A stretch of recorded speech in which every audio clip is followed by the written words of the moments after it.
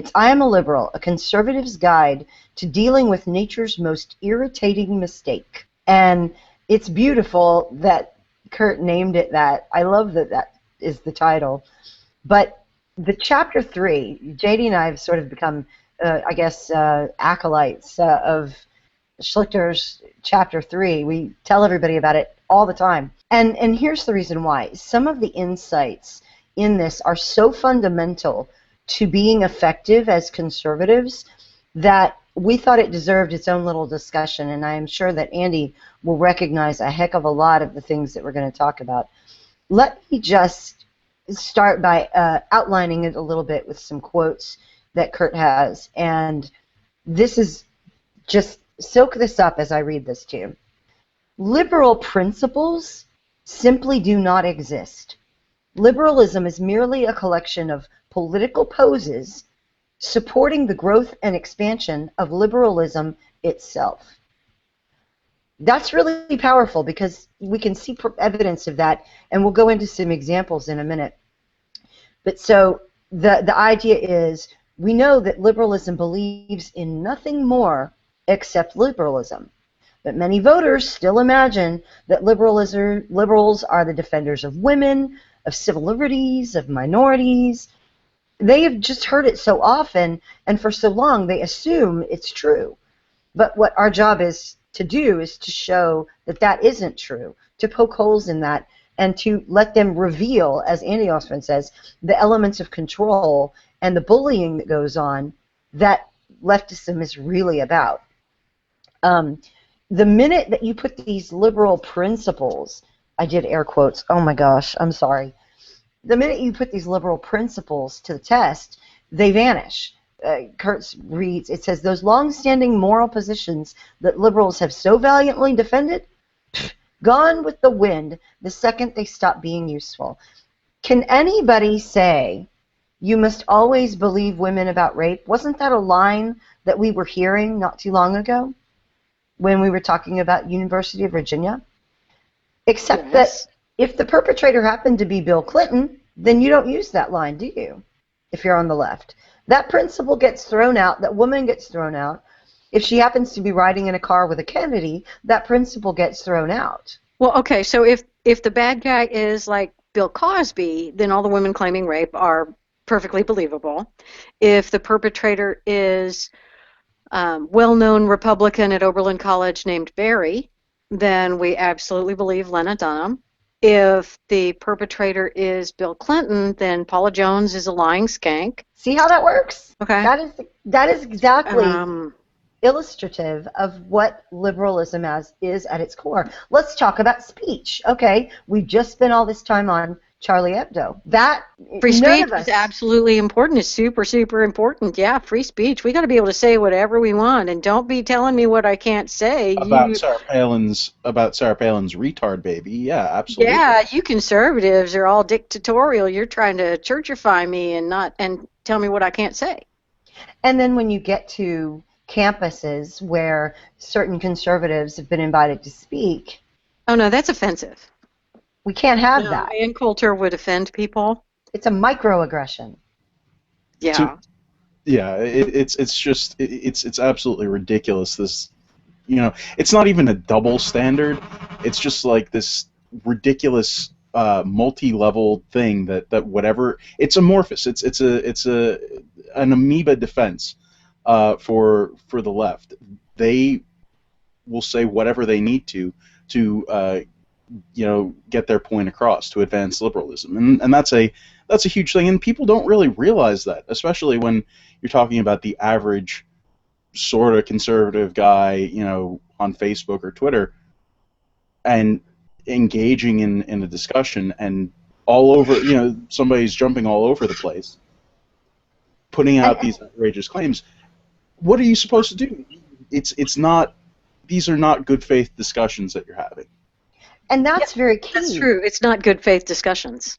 It's very key because if they are indeed not good faith discussions, then you don't have to treat the things that they say with that kind of respect that you would a person who's actually having an intelligent conversation with you. We have people that we know in our lives who have been left washed. I use that term every week for a reason. I want people to understand that that's different from Oh, an holy crap. I'm institution. sorry. I need to interrupt you, Fishy, because Kurt Schlichter's in the chat room.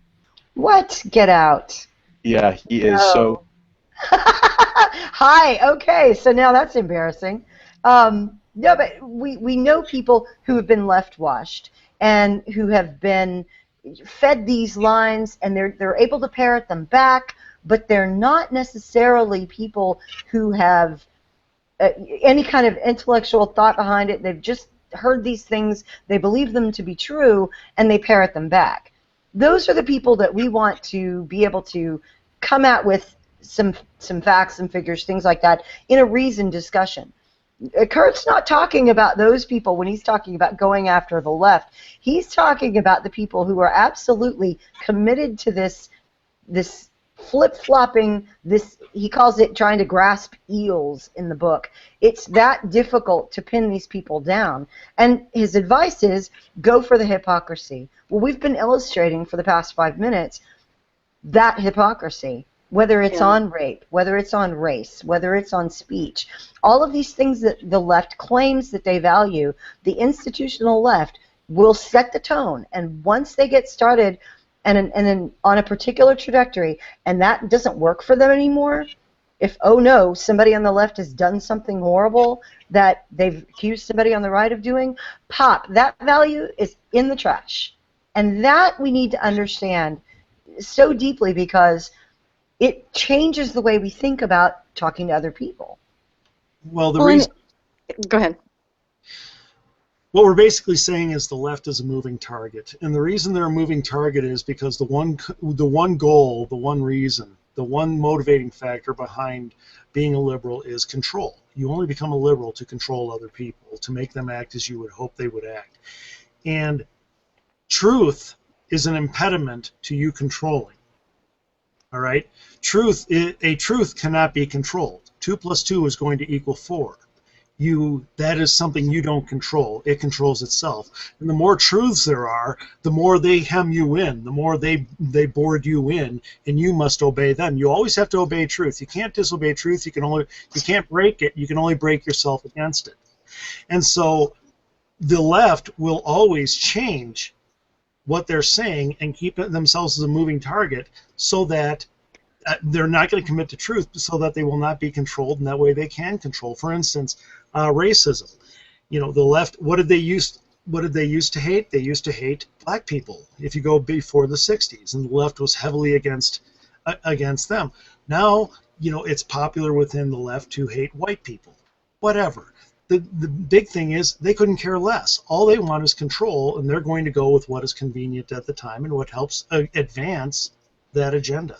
Well, and is it, since their arguments are always circular, and, well, actually not circular, that implies there's some sort of directionality to it, their arguments just go round and round to wherever they want them to go, does that mean that's their tactic for never losing? Because if they're never actually making a coherent argument, they can never be defeated because they just shift the ground.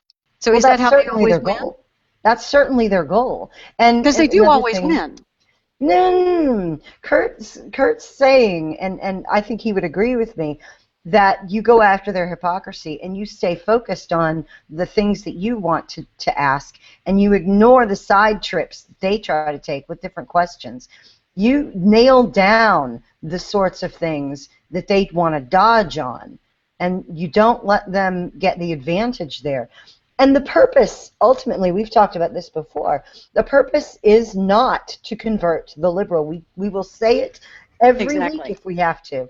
The purpose is never to convert the liberal. You cannot argue him out of his illogic. It's not going to happen.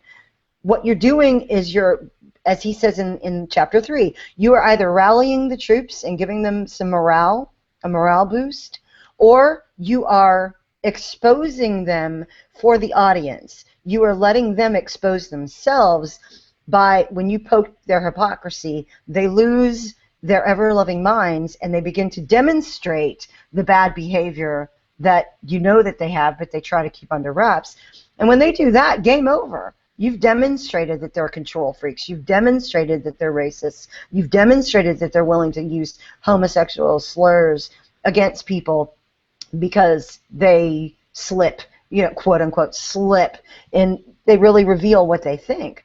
So the point is morale boosting and showing the other people watching, the bystanders, the spectators, what the true value of their argument is, and how they are inconsistent and hypocritical.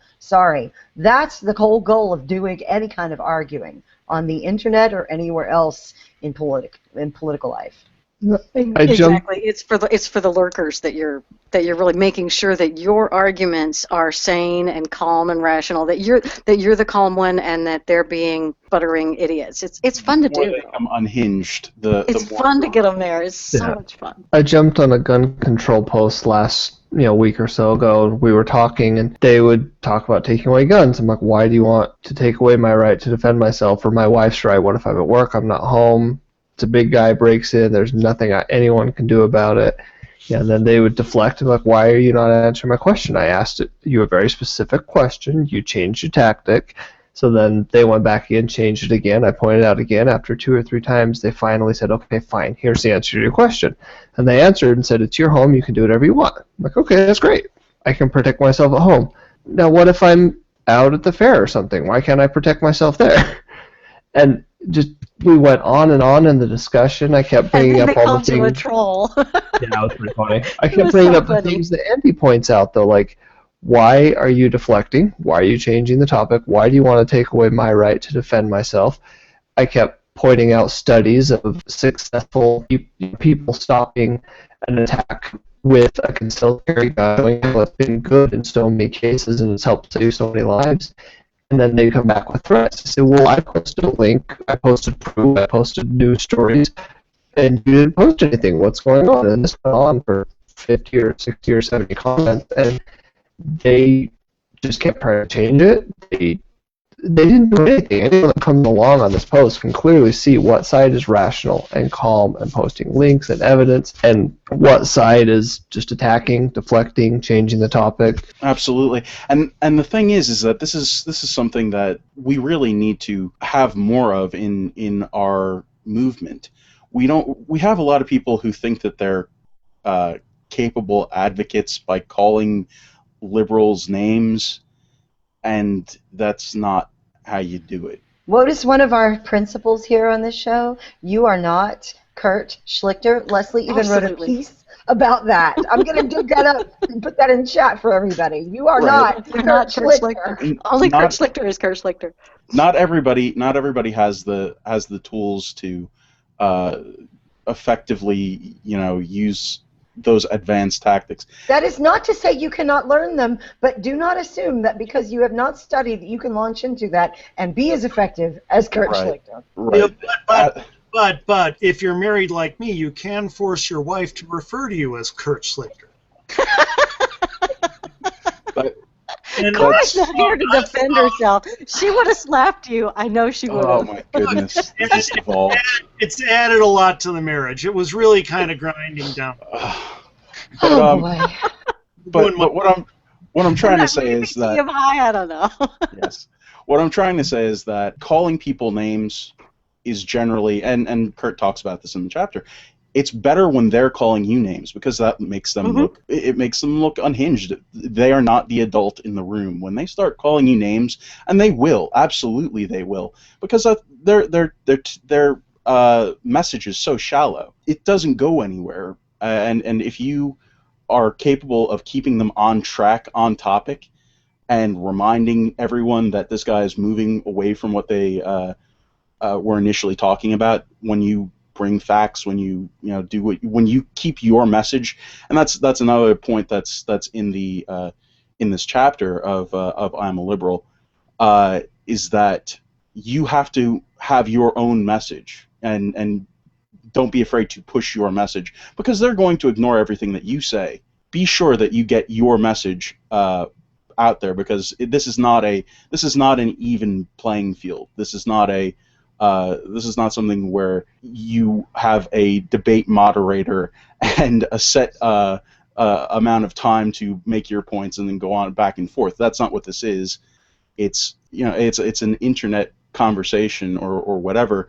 you need to make sure that you keep on your topics and what you want to say, and that does keep the audience, the people who are watching, it keeps their attention and keeps them focused, because otherwise they're going to go down this rabbit hole that the leftist is talking about, and it spreads misinformation.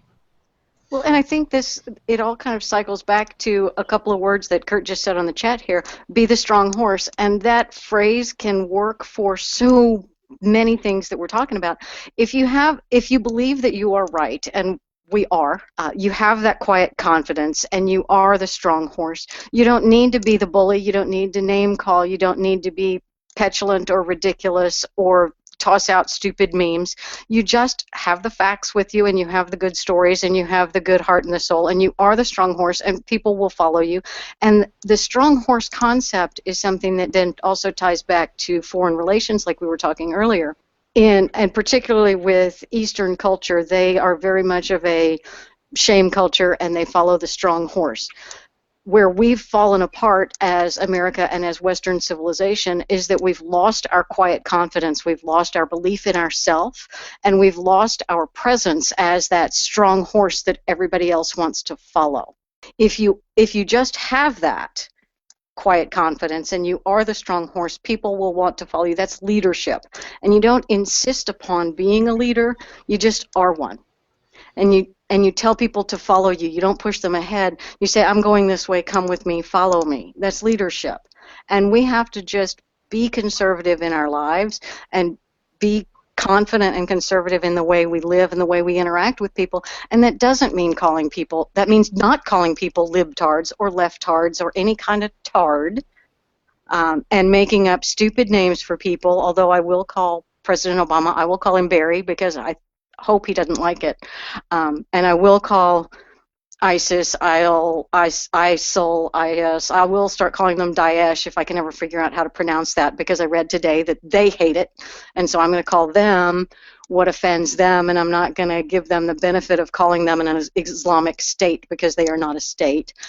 So I will be petulant and juvenile sometimes, because why not?